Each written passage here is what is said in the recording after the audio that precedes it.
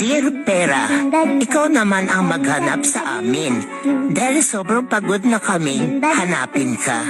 Nagmamahal, walang pera.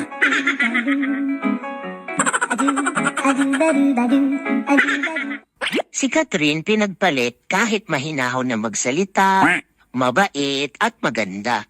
Ikaw pa kayang parang Armalite ang bunganga. Charot! Bato-bato sa langit, ang tumaan, wag magalit. Hala, gwapahan na ako, uy. Be, ang lips daw, be. Hala, pretty ka red, uy. Be, ang cheek daw, be. Hala, pretty ka fing-fing ka ayuvel. Sa lahat ng nangiiwan para sa'yo to. Iwan mo man ako, walang problema. Ipagpalit mo man ako sa iba, walang problema.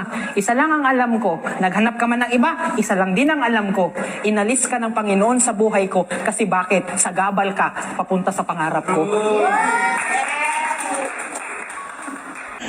So ikaw pala yung asawa.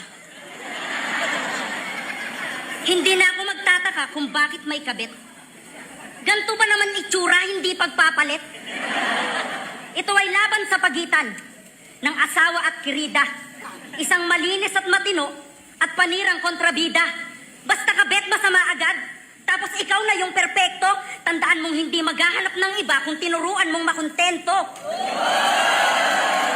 Ikaw pala yung kabit ng asawa ko.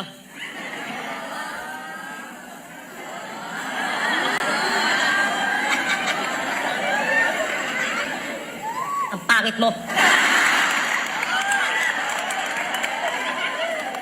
Mukha kang pokpok sa farmer's kubaw.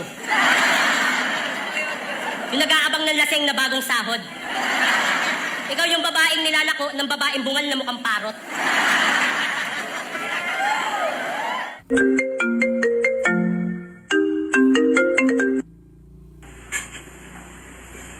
Hello, Kamusta ka na dyan? okay lang. Ko. Sumitikas pa ba yan?